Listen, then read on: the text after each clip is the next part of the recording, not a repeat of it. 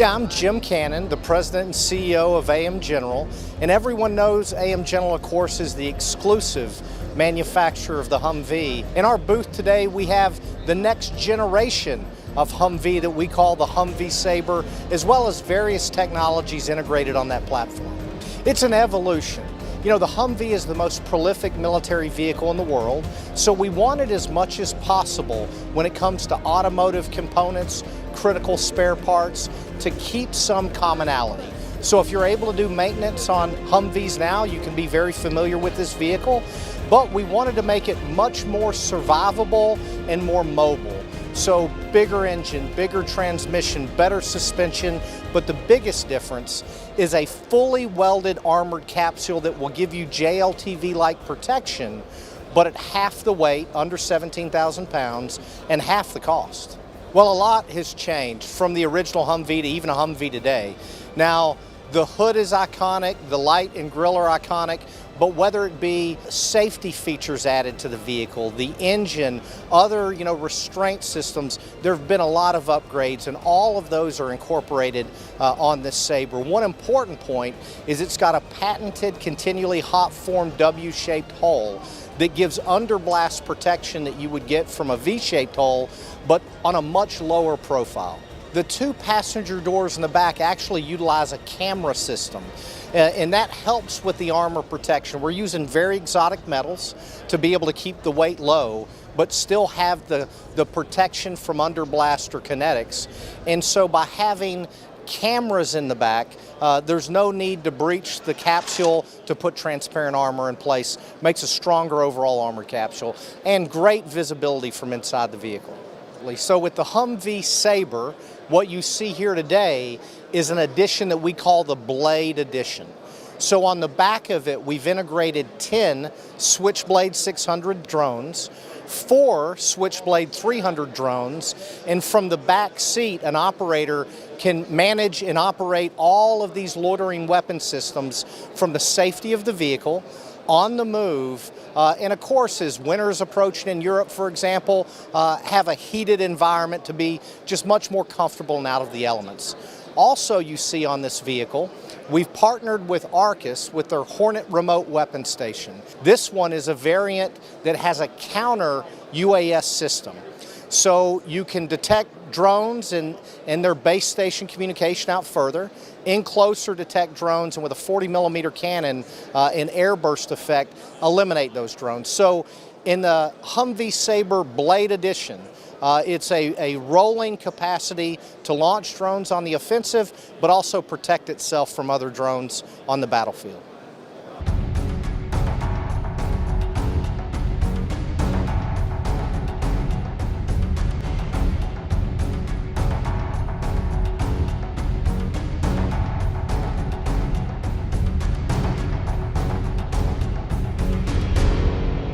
We're Aerovironment. We're the world's leading producer of small unmanned aircraft.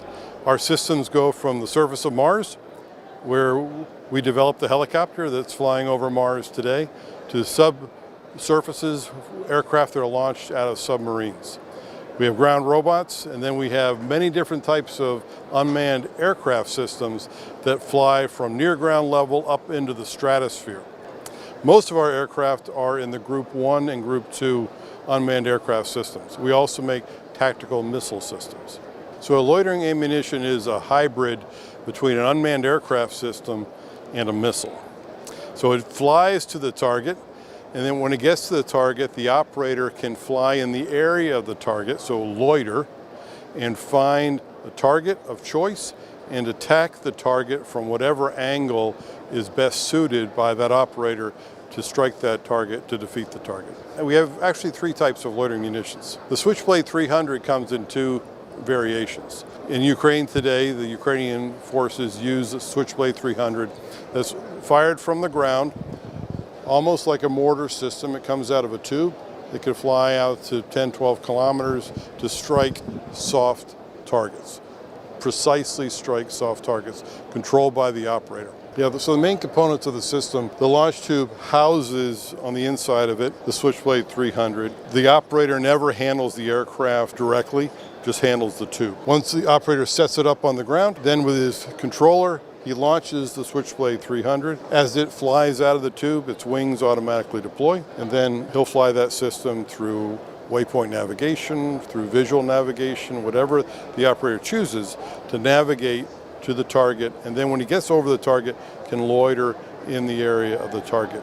We have a patented technology called wave-off, where in the final attack of the target, if the operator realizes that target is not ideal, he can wave off up to the last couple seconds of that flight, and the aircraft will quickly dash away from the target.